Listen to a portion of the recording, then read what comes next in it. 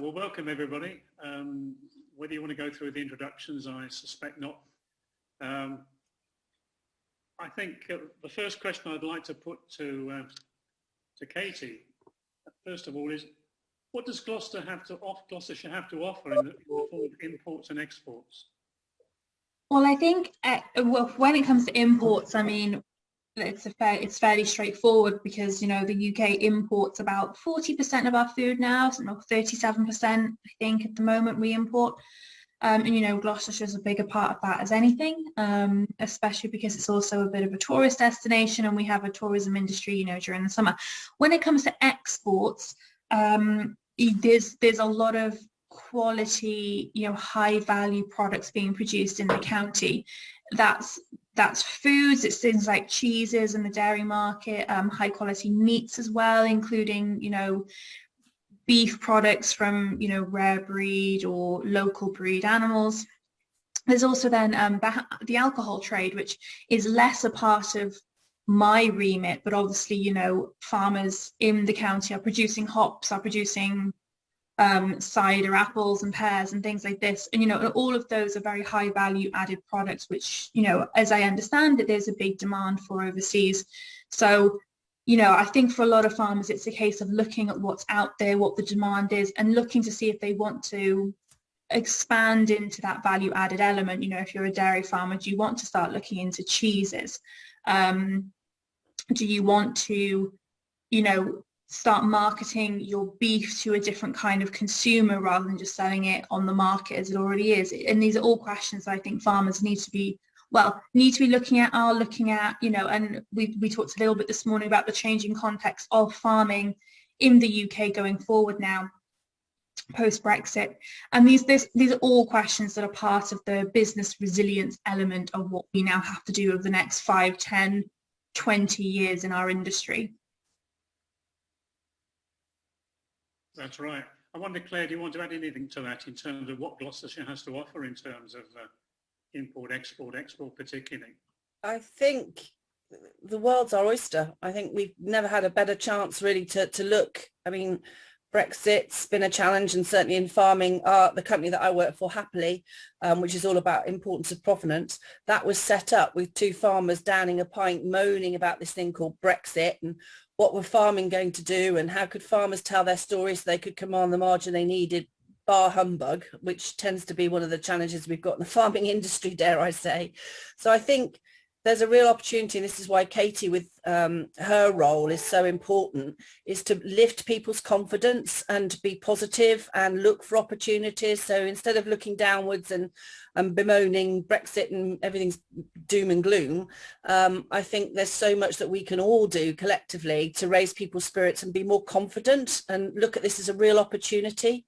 You know, if you have that attitude that everything's doom and gloom, then, you know, it's not great. So and I also think within farming, the need for the younger generations to come forward and have a fresh approach to farming, because farming again is one of those sort of sectors where it's been handed down from generation to generation, and it's quite hard for the younger generation to take a lead when they've got people that may be saying, oh, bar humbug, you don't want to be doing that, we'll do what we've always done. So yeah, I think the inspiration work that Katie can do is invaluable in terms of encouraging people to do things differently. And Louise has forgot to put her mute on. We're listening into your phone call, Louise. No, she hasn't heard me. Bless her. It's in the logos in the top left-hand corner. Have you got to click enable to edit or something? She's not. Anyway. Can you mute?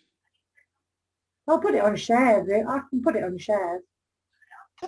Louise, can you mute? Yeah. We appreciate it wanting to share it, Louise, but can you put it on mute?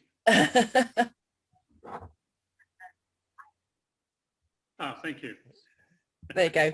Sorry, Claire, carry on. No, that's just my observation. And also, dare I say, the farming community can be quite insular. It doesn't see itself as part of the bigger business community. They've kind of kept themselves to themselves. So there is that need to be a bit more commercial, to be more forward thinking and look at opportunities. So yeah, that's just my opinion. Could you just sort of expand a little bit about the company that you're working with and how they were formed? That's quite interesting in terms of importing provenance. Yeah, so basically the two farmers were bemoaning the fact that Brexit was coming and that farmers actually were not able to charge the margin they deserved for the food that they produced. And I think all of us have been in that situation where we've been in a restaurant or we've been in a butcher's and there's produce in front of us, and the danger is we'll just go for the cheapest. Well, actually, Happily was created to enable us as consumers to make an informed decision. So each of our suppliers gets a bespoke QR code which they can put onto their point of sale, onto their packaging, so that when we are in that situation and it comes to thinking, well, shall I spend an extra 50 pence on that pack of sausages or not, we can use our smartphone, we can take a snap of that QR code, and that will give us all the information. And interestingly, the next level, we're just working on version 2 of the Happily app, and that's going to be adding the next stage of the story that farmers need to talk about, which is about sustainability. So even in the UK, not sure what the perception is globally, but sometimes there's a lot of negativity towards farmers, and yet farmers are often doing wonderful things out there, but consumers have got that disconnect. So if on their beef or on their vegetables they've got that Happily QR code, and they can find out and name the farm where that produce came from, which gives them that the happiness that they know that the money they're spending is actually going to make a difference locally or to a British farmer. The next stage is on version 2, they'll actually be able to see all the good things that that farmer's doing. And I think, Roger, we touched upon that yesterday. That's really important, because certainly with countries like China, they really do care about what they eat, no surprise. So actually, if we can have British produce and we can educate not only our local consumers, but use that QR code to educate people abroad, and there's no reason why it can't be translated and adjusted accordingly, empowering a consumer to have that knowledge so they can make an informed decision is a great opportunity. Yeah. Thank you. We had a person join us this morning, Manchu Fraser. You posted some very interesting information on Africa this morning. Do you think you could share that with and provide your views on alternative markets for the British products? No, my comments was actually there's new markets which people can actually look at. The problem I think we've faced here in Britain is the British brand is absolutely fantastic, and it still has big value across the world, and especially amongst the Commonwealth. The African continent is actually now growing. It's a new market which people are overlooking, whereby your products will really sell in Africa. The only thing is people need to develop relationships. It takes time, but it's a market that's growing. When you look at how China has actually grown into Africa, they're making huge inroads in there, whereby Britain, you've got fantastic connections with the Commonwealth countries in Africa, whereby people can actually be using that goodwill that we have to be able to go into those countries. I know people don't have the expertise, but if you actually get to know what the continent or what the regulations are, the benefits are absolutely massive. Because I work for I just transitioned from a corporate job to doing my own business now, international trade, and all my time I've always done nothing, focused on Africa. And I've seen those who've actually gone into Africa, the rewards that they've actually reaped. Some British companies that have actually gone into Africa, they've actually reaped massive rewards. And it's only a few people who actually take the risk to go there. It is a risky market, but if you do your research, it is a big market that people can actually then capitalize on. Well, all markets internationally are risk markets. As you say, you've got to do your homework first. But just coming to the inputs we had from Katie and Claire, the type of products, obviously, that Gloucestershire have is meat and dairy products. What's the sort of view of that in Africa, for example? For example, Nigeria is the biggest market in Africa. They're importing a lot of meat and a lot of fish, and most of it's actually coming out of China, or some of it even coming out of Canada. And yet we are closer. We could actually be using those markets to actually be selling our daily products. Some of the milk comes actually out of New Zealand. One of the British companies, which is based in Manchester, Pizza Cousins, they're actually importing milk from New Zealand into Nigeria, whereby it could be coming from here in the UK if people just use that market. Very interesting, Katie.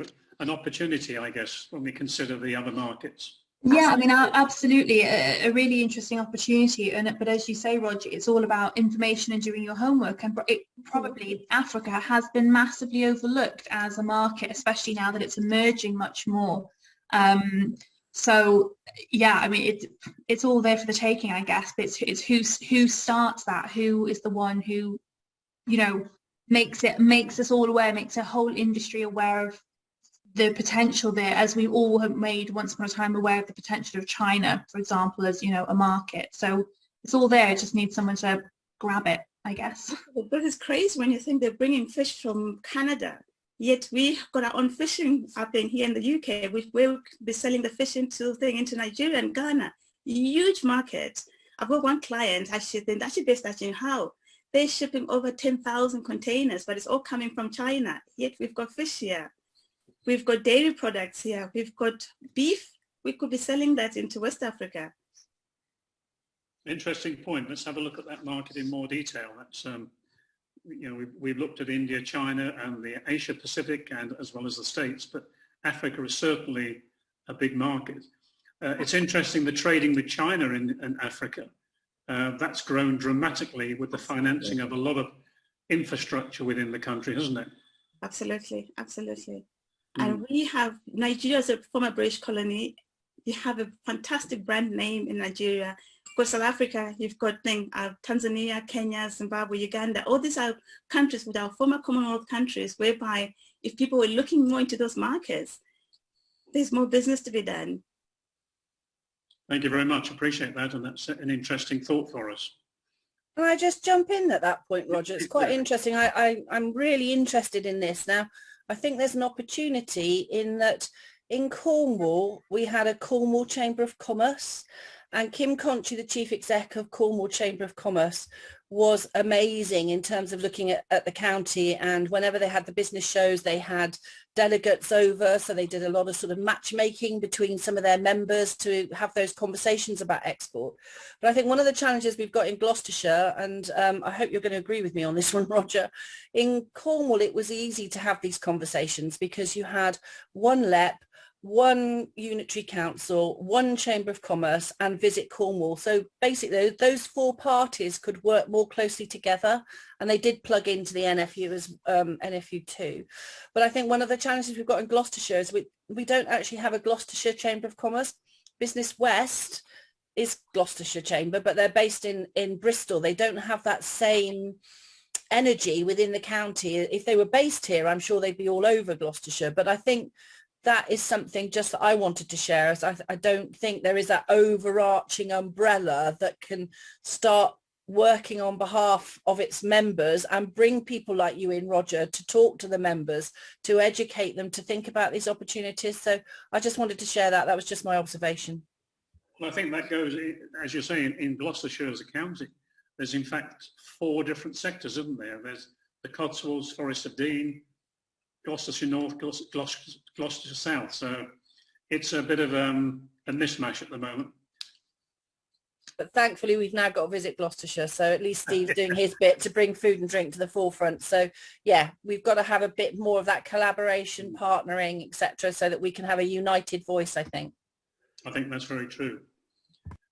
Okay, well, that's an interesting market opportunity besides the ones we were discussing this morning. I think, Katie, from this morning's discussion, it does give us a very broad opportunity to look with the farming and the producers to look at those opportunities, and maybe, as Katie, as Claire has just said, how might we get this focused in Gloucestershire? Any thoughts on that at all? It's a big question, Roger, so I'm sort of hesitating at the moment. I think, absolutely, there's market potential there. You know, we've just discussed Africa this morning. We talked about India and even the US, and, you know, our government is currently working on its trade deals with Australia, with New Zealand, and there'll be more coming down the road. We've got one with Japan, and there may be others that smaller trading nations that we've signed with already that are slipping my mind at the moment. But, you know, I think what it comes down to is knowledge among the producers, and then it's a question of marketing perhaps as well. And by that I mean some of these export markets know what they want, and they know the demand that's there already, and they've got, you know, populations which want certain products in restaurants or whatever it is.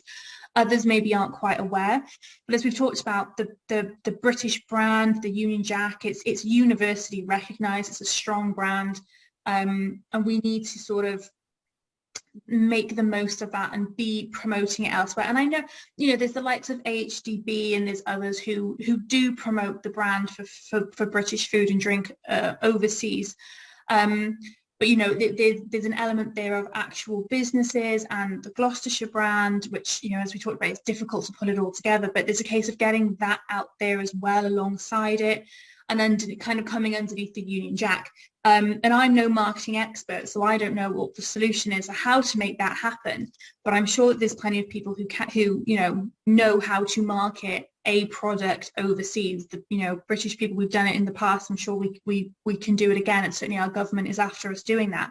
So it's a case, I guess, of marketing both to producers, saying, look, these are the opportunities that are out there. Can you might want to aim towards them, and then also the markets we want to go into and say, well, look, this is a product that we as Gloucestershire can produce. What would you like? Which bits from the table would you like us to send you? So I guess it's something that works. It needs to work both ways at this point while we're still building it. Okay, thanks. Marcus, just coming back to Brexit a minute. What do you see as the openings that might appear for the UK, and in particular the Gloucestershire region, as this Brexit situation progresses? Do you see any openings that you feel could be forthcoming? I'm afraid not. I'm afraid in order to open again for anything, agricultural products, fishing products, especially anything of animal origin, we would need to negotiate a new trade deal. And that's not on the cards soon. A good chance that farming businesses have to sell their products into the EU is to pre-package them. So the problem is perishable goods. This is why, for instance, the fish trade is really low with the EU, because fish needs to be fresh and it's simply rotting in the warehouses at the customs. However, if you have, if you can work these products into ambient temperature packaged foods and drinks, that's a whole different story. It is easier to import them into the EU, and it's easier to distribute them in the EU. So that will be a good chance. So for instance, we wouldn't handle anything chilled, frozen, perishable, because it's just too much hassle. And at the moment, most of the services that we supply in the Netherlands, because they're the greatest hub for goods trade into Europe. And the whole of the Netherlands is totally overworked. You're struggling to find workforce, labor force in the Netherlands working on anything logistics, warehousing, deliveries, anything. It's just a nightmare. There's a long queue.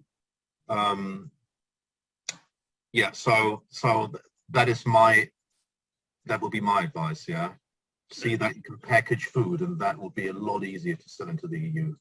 So pre-packaged goods seems to be the way that one could extend the opportunities with the EU. Yes. How is the UK or the British brand seen in Europe, in the various states? What's your feeling on that? Well, it's seen well. So Europeans are aware that British, for instance, British beef, lamb is high quality, and yeah, it would sell. So we're currently establishing the sale of biltong, you know, the dried, salted meat, basically, into Europe. And he's starting this post-Brexit, and it's a UK business. So yeah, this will work, but his operation needs to be in Europe in order that the distribution needs to be in Europe. He needs to send bulk into Europe, and the distribution works from there. Because he cannot sell B2C into Europe anymore. That's important. So you need to sell in bulk to a business. You can't sell to, well, you can sell to B2C, but it's not a business anymore. So B2B and then B2C, that's what you're saying? Yes. So what we do in general is we import into the Netherlands bulk, and then we do the distribution from there into the whole of Europe and even beyond. Mm.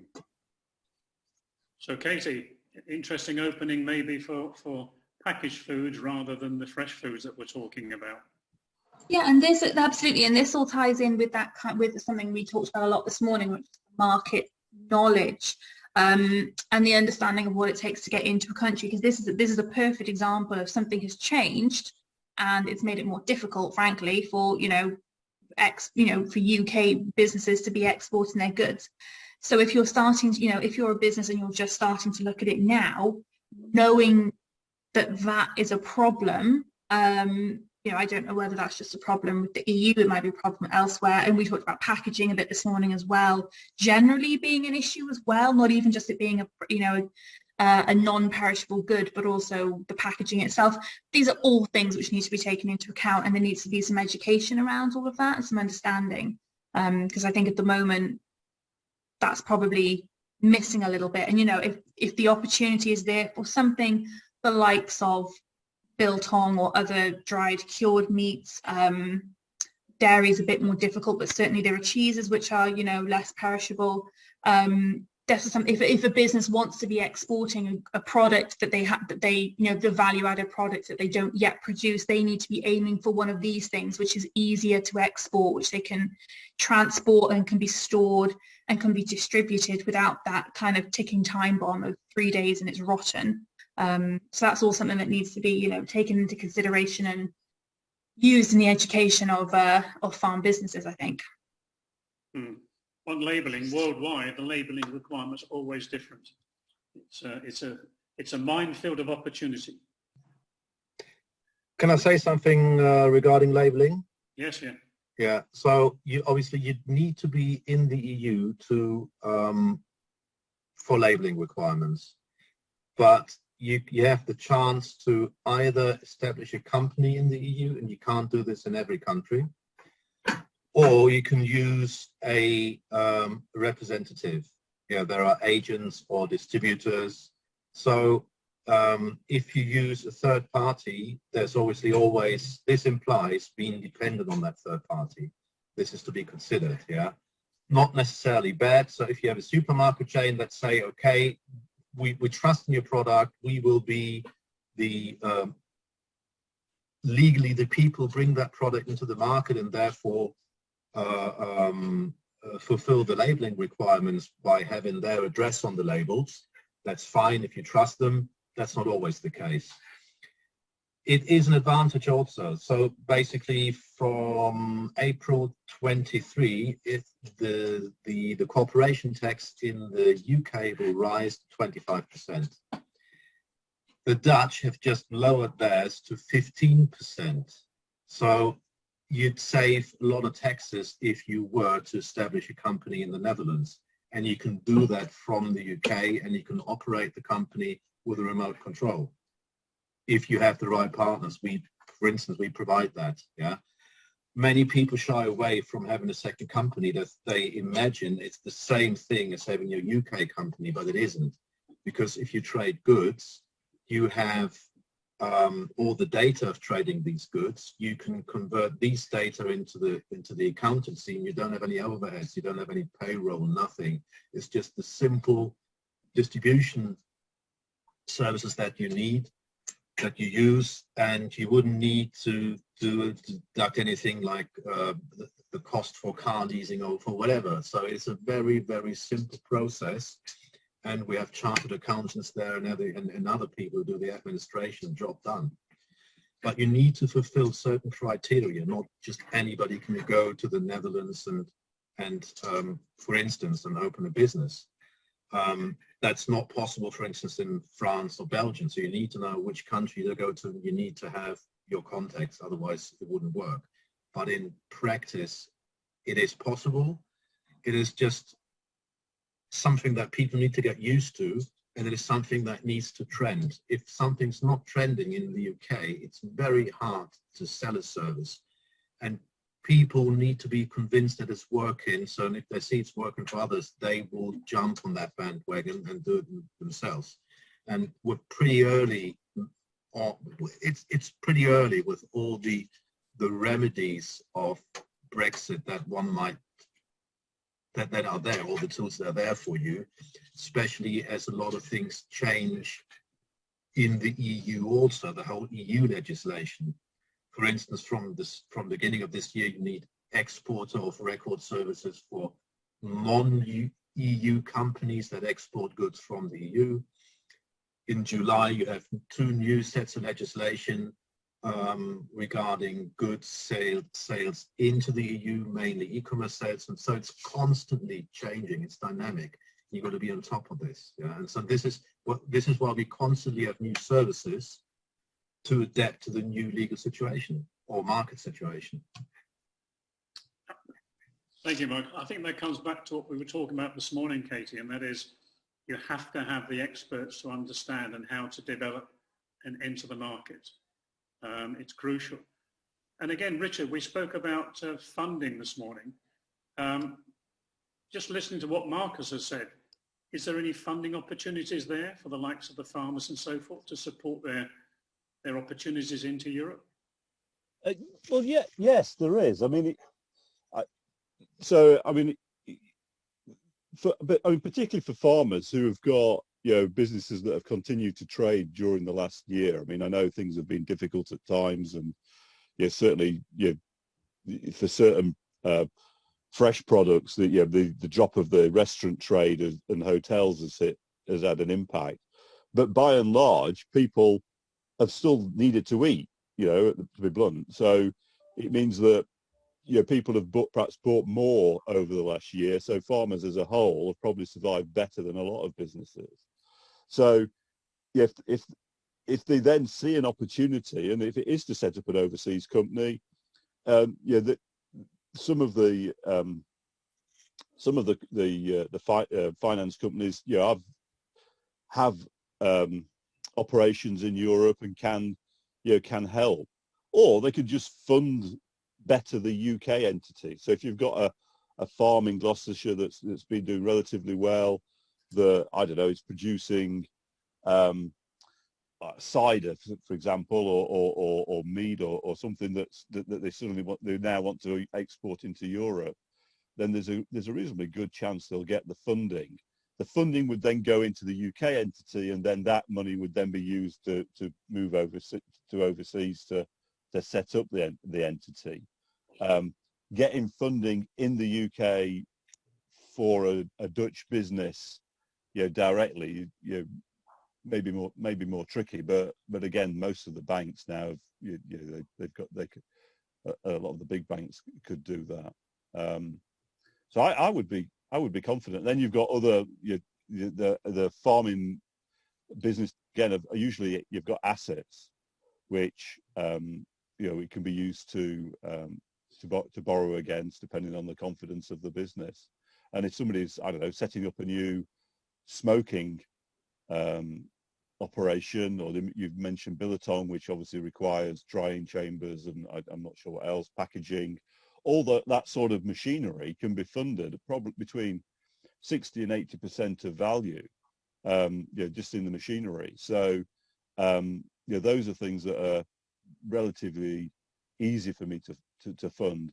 Somebody setting up a business in their kitchen to start with, and then moving into a unit where they don't really have any assets, is going to be more tricky, but again, not impossible. If people have got a good plan and they've got knowledge of the area, then funding's going to come.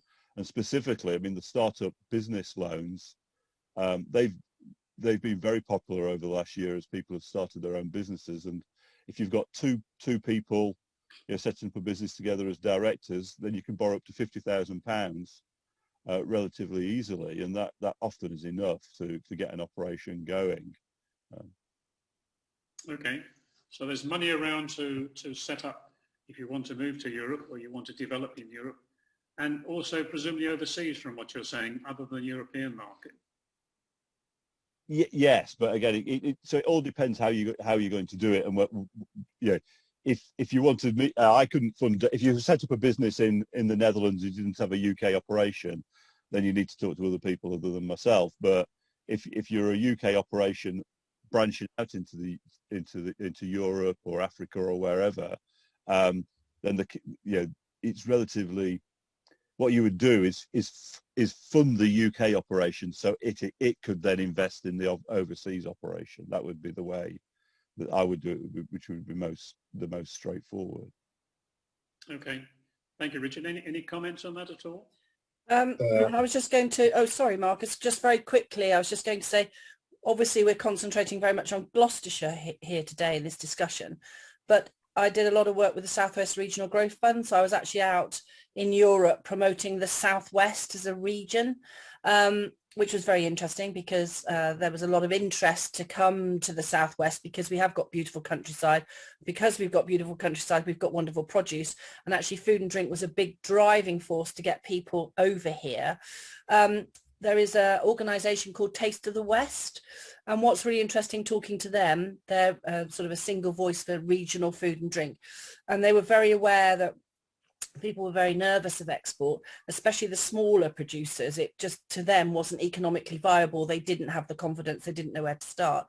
So they were very innovative in their way of approaching it, where they were literally just to get people over that hurdle, saying, right, we'll organise the shipping container, we'll get a group of you as members to come along to trial this market, let's fill that container full of regional produce and start to have that conversation. So that was quite encouraging, I felt, and gave people that confidence that collectively it wasn't so scary. And as I said, a lot of this is to do with confidence and about fear. It's the unknown, isn't it?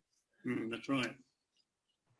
Would that be a route, do you think, Katie, to assist the farmers and the producers? Yeah, absolutely.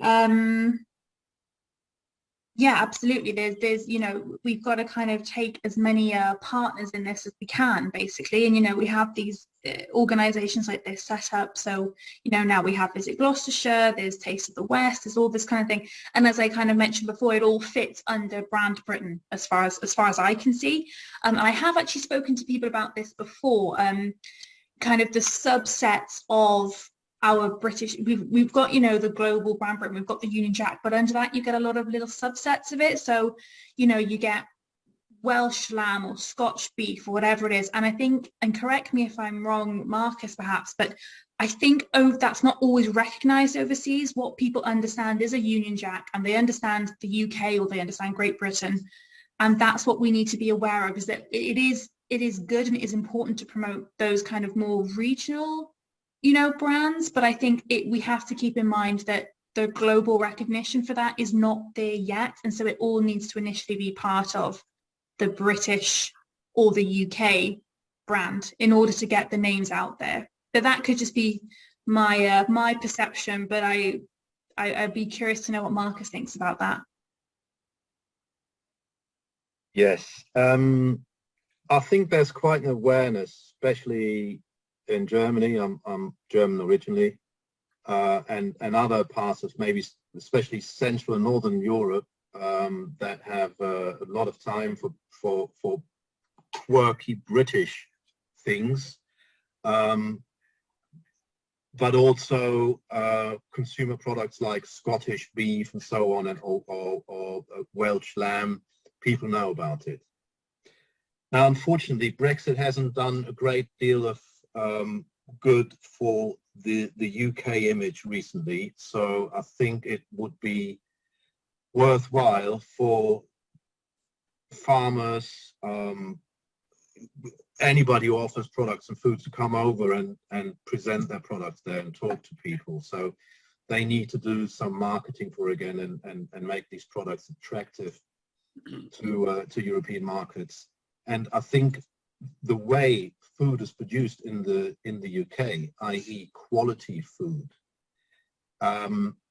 it will be delicatessen. It will be expensive food. People will need to be aware of, and this is why I thought this QR code idea is a very good marketing idea. So your people are conscious about what they eat, and you certainly it's an upmarket product, and people are prepared to spend the kind of money on, say, Scottish beef.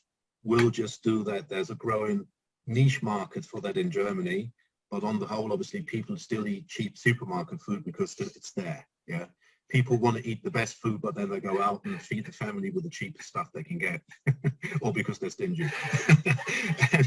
But I think there's a market for it, and this is the future of British food production, because even now the new trade deal with Australia is a problem, because if it's a trade deal with Australia, the UK is forced to lower their food standards, especially for meat production, because they produce a lot of meat in Australia. So in order to be sustainable still as a UK business, you need to offer your food as a high quality product. That is the only chance I think they have. Otherwise, why would people pay more for meat? They need to be aware of the fact this is better than what they get elsewhere. And this is, and if a US deal comes, is negotiated, which now under Biden, I think is a long way away. However, if that gets together, the Americans will insist on lowering food standards substantially. And so if you sell foods into the US, it'll be something like whatever Texas super duper beef, where you pay $100 in a good restaurant for that, and it's only going to be a niche market, but being the size of the US, what is it, 40 million people, big market, I think it would work. Yeah. So basically the UK needs to promote the fact that they produce really, really good food, high quality food, and it has its price. Yeah, I think going on from there, Marcus, I would tend to agree that the real opportunity overseas, and it's certainly evident in the continents I deal with, that first of all, the British image is one of high quality and high cost. But you can guarantee the quality, you can guarantee the taste. And therefore, when you go to places like China, which is a big market, even though you're looking at something that's higher cost, providing you can show the provenance and you can demonstrate the differentiation it offers to the customer and the consumer, then you have a market. The same thing in the US, in certain states, but not universal. Similar thing in India. India will only be looking for differentiated products that allow a different feeling from the point of view of the consumer, to make sure they're paying extra for it. Because bear in mind, you've got a fair amount of cost between here and wherever you're going to deliver your goods. Claire, did you want to make a comment? It's very interesting having this conversation, because we've never really thought about how we could use the Happily QR code to our advantage in terms of supporting our farmers and producers to help them in the export market. But the more we're talking, the more I'm listening, the more obvious it's becoming. And also we're just working on this version 2 of Happily, which actually enables the farmer to not only through that QR code educate the consumer in terms of where that produce has come from and the backstory to it, which enables that farmer to charge the margin, because that's the point of difference. But on version 2, we'll be able to tell the story in terms of sustainability. And again, I think there are certain markets out there that sustainability is super important. So, that's also helping raise people's perceptions of what farmers are doing. There's still, in the UK, certainly a bit of negativity. Oh, farmers, they just spray crops and ruin the environment. We know there's very many that don't. And the session I had this morning was about provenance and about regenerative farming and soil condition, etc., etc. So we need these QR codes to actually educate the end consumer, but actually enable the B2B market. They will be able to get a little bit of the pie as well if they can tell that story. So yeah, it's really interesting. It's really making me think. I'm making copious notes. Sorry, I hope you don't think I'm being rude. It's just, it's really making the old grey matter tick away here, because I really think there's an opportunity there. There definitely is. I was talking to a colleague of yours over lunch on pre-packed foods, and she was telling me that they have a QR code on there that details all the ingredients. Absolutely ideal for both the healthcare products and the health improvement products going into the Asia Pacific region. Absolutely fits the bill. Yeah, so I think we've definitely, one of the great things to come out of this conversation today is that we can take that conversation further and see how we can move that forward. That it's really exciting, as I said. Good. Any other points anyone wants to raise? I think we've got no one sitting in the waiting room asking questions. Anything else we'd like to explore a little bit in more detail? I just wanted to make, it was one comment on the back of what Marcus said, and I agree completely with everything he said about the, the need for high value products and all of that. And this isn't even necessarily a point related to export, but it is the argument that the NFU is now currently making, which is that if you allow lots of lower cost meat or whatever into the UK market, Marcus said then that it will force us to lower our standards. What we actually think it will do is it will price producers out of the market, because we won't be lowering our standards. Farmers in the UK don't want to lower standards. The government has said that we're not going to lower them. So all that it does is simply price out the market. And that's a danger that we have with markets like Australia. If we end up with a US deal one day, that is a real concern, because we know they will be very, very strong on what we allow into the UK. But that is, it does just reflect back to the importance of producers both looking to export and those who are selling on the domestic market as well, and the EU market a little bit closer to home, of the importance of the value add there, and what Claire was just talking about around sustainability and environment. The NFU, we've got a net zero by 2040 ambition, which is massive. And in this global age, people are talking about going vegan in order to save the planet. Well, the farming industry in the UK has its own goals to try to mitigate emissions that we are giving off, and also to store carbon and produce renewable energy and all of this stuff. So it there's so many elements to what makes food in this country really, really good. And taste is one thing. Ultimately, we all want to taste really delicious food, but there are so many elements around it as well. And that's where the promotion is proving, well, as Claire said, there's a lot of negative press around food production in this country anyway, somehow, despite the fact that we produce food in a very good, positive way. And so that's another element that would need to be used in that marketing of Gloucestershire or British food overseas. That added element of, the environmental benefits, the animal welfare benefits, the food safety benefits, it's all one big package. It's not just about taste anymore, I don't think. I think the consumer wants more. Again, how you communicate that, the QR code is the obvious choice, and what Happy's doing is one example of it.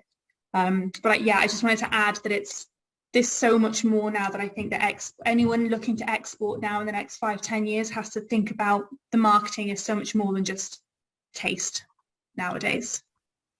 And following on from that, actually, Katie, it's really interesting. At Happily, we work very closely with the co-op, and the co-op's done a lot of research into this, and all this sensationalism, for want of another word, about everybody's going to become vegan.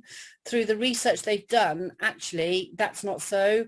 What they found is that the future generations are saying, actually, we're not going to go vegan, but we want to make an informed choice. We might eat less meat, but if we know that meat's been sustainably produced and it's quality and it's local and actually we'll eat less, but we'll pay more for it. Well, that's okay, and I think as a nation we have to start valuing food and appreciating that at the end of the day you get what you pay for. You can't have it all and not pay for it. So I think it's quite encouraging that the market can go our way, and that we should be able to charge what's fair for the produce that Britain's producing, because we do jump through the hoops and our welfare's so good, or mostly.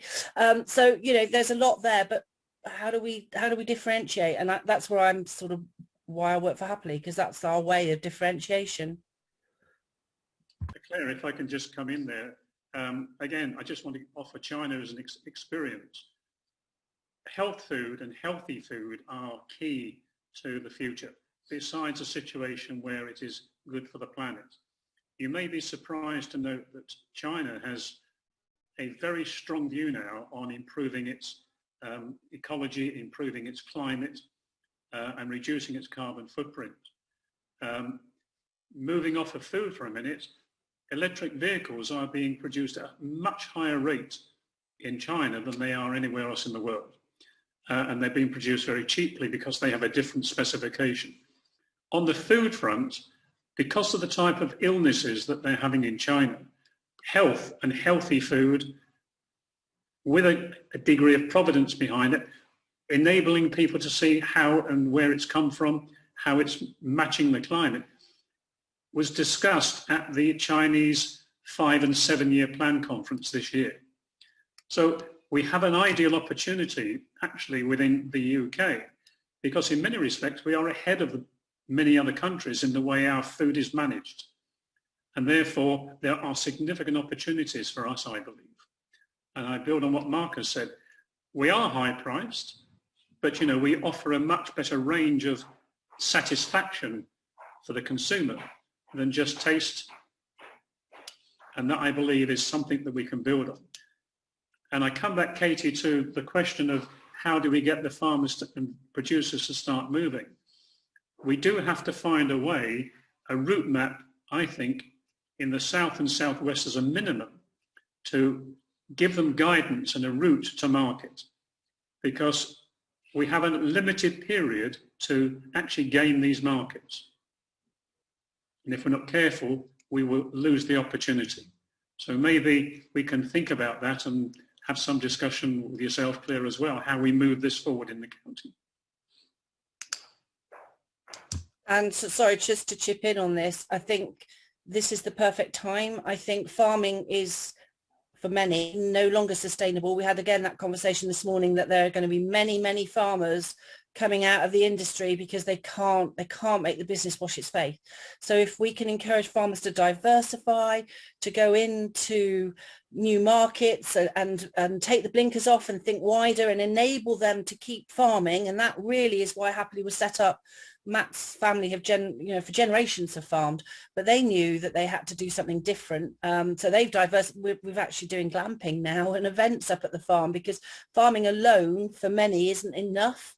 So I think this is about enabling farmers to see the bigger picture, to get more money for what they're doing, diversifying, so that if we've got farmers doing great things, you know, help them. And that was really interesting, Richard, about the funding that's out there. If they can go into making their cheese, etc., and have a longer shelf life on that, Marcus, so that we can use that as an export, then that's great. But there's this whole educational piece that's got to be done to encourage people to see the bigger picture and do more. And I think NFU is going to be absolutely crucial in that sort of confidence building that we need to do, because once the people have got confidence and the farmers have got confidence and can see it, that there is that huge market out there for them, but we've all got to hold their hand and take them on that journey with us.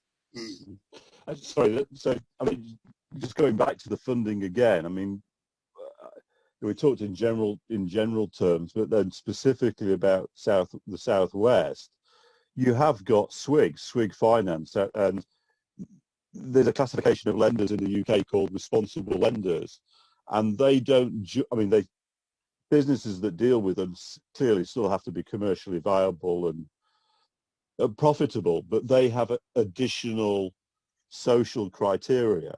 So something like a farmers cooperative or something that's allowing farmers to increase employment or retain employment, plus being doing something for the community, and then having a business that's going to make money by exporting to China.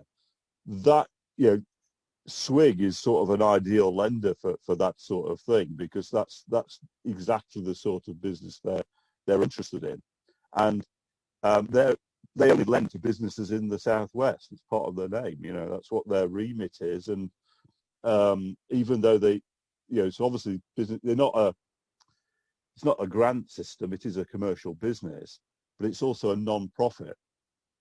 So they don't need to, you know, if they're charging a higher rate for their loans, it's because they see them as risky. It's not because they've shareholders that need to have a return. Yeah, and just listening to some of the conversation here, just, you know, putting my finance hat to one side, you know, we as British, we have a bit of a disease, which is we tend to be a bit doom and gloom. I mean, that's just the nature of the nature of us, I think. And you've got the perfect storm, haven't you? You know, people perhaps in the southwest who didn't vote Brexit, you know, farmers, as you say, who are naturally, you know, sort of, you know, pessimistic and that'll never work sort of thing, and then you've got British characteristic as well. It's you know, we could talk ourselves into an early grave, but I think, you know, it's just a question of just getting your head down. And then again, with this discussion about cheap meat versus expensive meat, you know, people think everybody buys cheap in the UK, but if that was the case, Waitrose wouldn't exist, and it does exist, you know. And if you look at the success of the Princess Charles's, you know, Duchy brand, you know, although I mean, I submit that's had its ups and downs. I mean, that's definitely, you know, organic, you know, through and through, British providence. You know, we just need something else. And then the other thing, I just my two pays worth is, for the last 20 years, we've had German Christmas markets, and we've had French markets, and we've had, you know, Polish stalls selling Polish hunting sausage and all that. There's got to be a way where we just do that, you know, get COVID over, get the animosity about Brexit, you know, let that die down a bit. But sooner or later, there's got to be an opportunity for just loading a couple of vans up and going and setting up a British, you know, having British markets, you know, into Europe. I just think it's a question of time for people to actually get their heads around that. Well, thank you. I totally agree. Absolutely agree, Richard. And interestingly, we had the conversation the other day, and we had Sandra Beer join us, didn't we, Roger, from the States, based in Washington, DC. And it was hilarious because she hadn't really thought about our wonderful cheeses. And bless her, she went off and she found some of our British cheeses, and she actually invited her friends round, almost like an old-fashioned cheese and wine party. And she said they were all buzzing. And I think that's something we shouldn't forget, is that there is this, and I did a lot of work with this as well when I was in tourism, there's this real desire to be, as a person, oh, I'm a real foodie, I want new experiences, I want to share my food snobbery with everybody, you know. Gosh, I really think that this is our chance to actually go into new markets and excite people, and don't forget, you know, if people are coming here now, and gosh, I was one of those children that grew up when my mother made a spaghetti bolognese. That was massive, you know. We hadn't gone to Italy, so to eat foreign food was a massive thing. You know, she was still boiling her pig's heads and making brawn, bless her. But people are traveling more and more. Let's put COVID to one side for a minute, but the more people are traveling and the more people that are coming here and tasting our food. And again, Roger and I were at the Gloucestershire Business Show some years ago, and I think you brought a delegation over, I think it was China, but they were buzzing. They'd eaten our food because they'd been here, and they were desperate to find where they could find Gloucester Old Spot pork, because they had a market there sitting there, but we're just not very good at joining those dots up. So I think one of the outcomes of today is that we get sort of a seagull's view of what's going on in Gloucestershire. There's the Gloucestershire food strategy, which we need to build this conversation into, because I hate duplication, so there's no need for that. But certainly with you, Katie, and Richard on the finance side of things, I think we need to work collaboratively to make this happen. And you know, let's turn this into a big positive. Absolutely, absolutely. Hello, my Indian friend has arrived. He got the time wrong again. Bless him. Okay, I'll just admit him. Thank you very much, everyone. I think it's been a very interesting discussion. I'll put some notes together, and maybe Katie and Claire, we could get together and sort out how we can move this on in a very positive way.